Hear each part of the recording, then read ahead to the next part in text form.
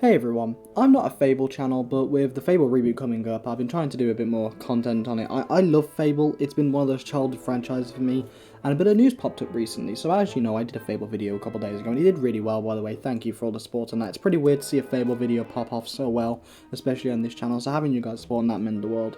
But Fable's had a bit more news, so if you're interested, here it is. So, Fable essentially has had a new lead writer be appointed, so the writer's name is Anna McGill. I hope I said that right.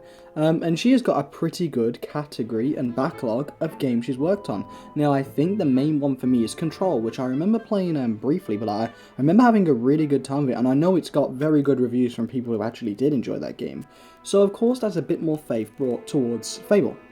Now, when I spoke with my friends about this, I was like, so Fable's just got a new writer, but the issue is they've only just got one 2 years since the announcement. I mean, it was announced back in 2020, I think, and it's been in development since 2017, so it's a little concerning that they've only now just got a lead writer.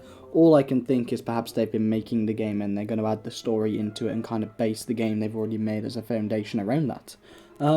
But yeah, Fable seems to have a new lead writer, and I'm really excited for it. I think they'll have a really good thing to add, and I really hope that its story is exceptional. Fable is one of those franchises that never really got into its stride, at least in my opinion. The games are fantastic, but it could have been so much more.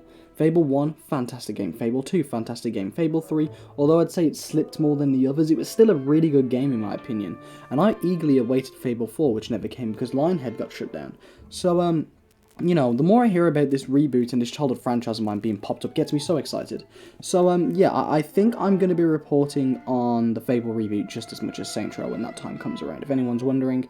There's lots of games I'm looking forward to in the future. You know, there's Dead Island 2, which is miles off. There's Fable, which is miles off. There's Starfield, which is kind of soon that I haven't really made a video on, but I've definitely been meaning to. And, you know, there's plenty of other games I'm really looking forward to, and I'm just waiting for them all to come around, including Saints Row, of course.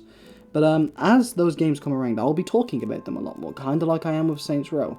Right now, I'm a Saints Row exclusive channel, and that's exactly how it's going to stay. I'll always be a Saints Row channel at its core, but I do want to kind of switch up my content by having a bit of Fable in there, a bit of a, you know, Elder Scrolls 6, and that comes around Starfield, you know, and any other games I'm really looking forward to. But yeah, that's all the little update I have for you here. All I can say is they've worked on Control, which is one of the games that I know had a very, very, very good story. And it is exciting news to see that they finally got a lead narrative, because I'm really excited for Fable's story. Fable's story was easily one of the things that captivated me the most. The gameplay was fantastic, but even on the more restrictive versions they were on back, you know, in 2008 and 2004, and whenever those games were made, you know, the gameplay was really limiting to a certain degree. I mean, it never held the game back, but it surely didn't, you know, expand the game. Fable 2, whilst being one of my favourite games of all time, easily in my top 5, its world is not as big an open world as I'd like. So I think with the new technology that we have these days, having a really good story to back it up, it could be Game of the Year, easily. This is the, if they do this right, and they put all the time into it, and they put all the love and care and get a finished product, this game can easily be Game of the Year. It could be Game of the Century. Like, honestly, a Fable in modern gaming is exactly what we need. Exactly what I want and I would kill for.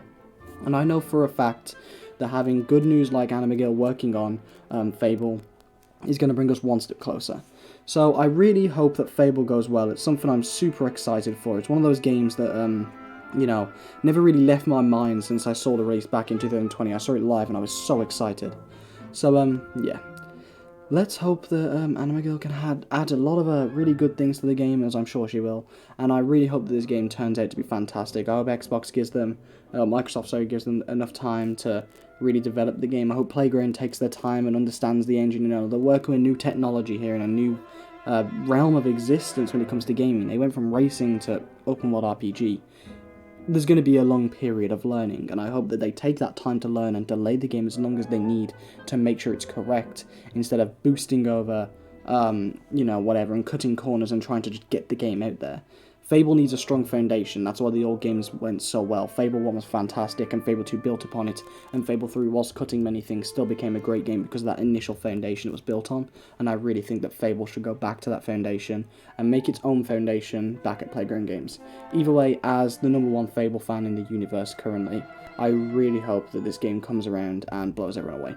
thank you all for listening. I'll catch you in the next one, guys.